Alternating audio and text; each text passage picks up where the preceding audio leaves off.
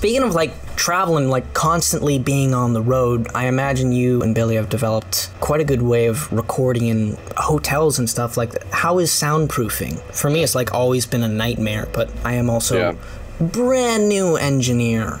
Well, that's an interesting question. The multi-pronged answer was I grew up recording everything in my bedroom, which had like ostensibly no soundproofing, except that it was a small room and it had all my stuff in it. And I read some article years ago that called it, that was like the transitive properties of lots of stuff. Just like if you just have a bunch of stuff in a room, it's quieter. Flat surfaces is like what bounces audio, right? Like it's just sound waves. So that's why bathrooms are just chaotic. Exactly, because they're just like flat, and the actual material that they're made of is more reverberant. So my bedroom was it sounded pretty good, and that made me a little bit of a like, whatever the audio version of like a flat earther, where I was just like, doesn't matter, like you could record anywhere, like soundproofing is a myth, and it's not true. And I found that out super quickly because I moved out and moved into a place that had nothing. I owned no furniture or rugs or anything, and I tried to record, and it was like, it sounded exactly what you're saying. It sounded like I was in a shower. And so I thought, oh man, you really have to care about this stuff.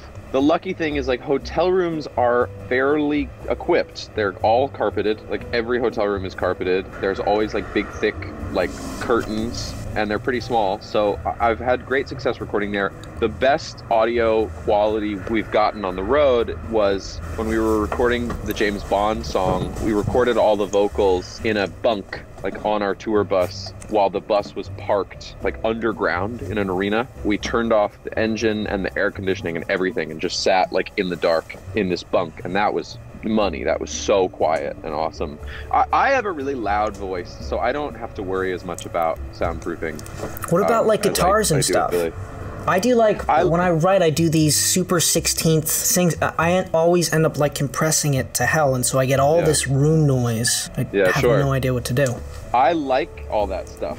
So that's my answer, is I like it. There's a song of mine called Partners in Crime. The acoustic guitar on that song was recorded just like on my iPhone, and it was during the like Reading and Leeds festivals in England. So I was in a green room. So you had and the crowd going. Yeah, so there was just crowd in the background. I thought that was cool.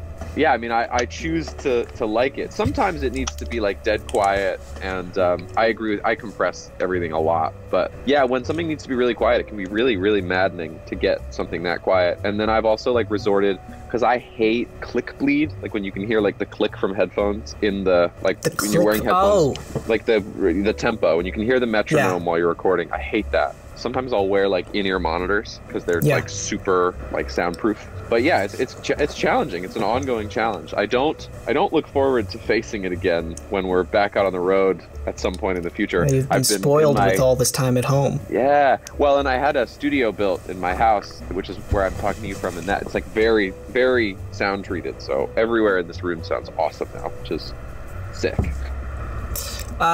Do you record the vocal before the production is done? Good question. When I first started, I was dumb, and I only would do like all of the production before doing the vocal, and that was a bad idea. I've done it. That was a bad idea. I always do that, and I hate it every time. I regret it every time. But the reason I did it is that I hate recording my own voice, and I hate editing my own voice, and so I was just like procrastinating. But I find that ultimately, to be a really good producer, the vocal has to play like the biggest role, and so typically these days the vocal is like one of the very first things that gets, even if it's just a scratch track, even if it's like a couple takes, it has to be there for me to be doing the production. But a lot of the time also now I'm like producing the song as I'm writing it, so it's all kind of like, you know, chicken and the egg, like it's all happening at the same time. But yeah, I did exactly what you're talking about in the first couple of years of my life, where I was like, I'd do all of the production with no vocal, and then like try to sit a vocal on top of it, and it would sound like garbage. It feels easier to work with MIDI than it does like, you know, working with different comping and pitch corrects, and then try and get the thing to not sound thin, so you go and try and process it early, and it just ends up... You're dealing with all of it. It just takes years of toil and frustration, and then eventually you're like, hey, I'm just kind of like know what I'm doing now. But there's a weird like couple years where you're just like, everything I make sounds bad.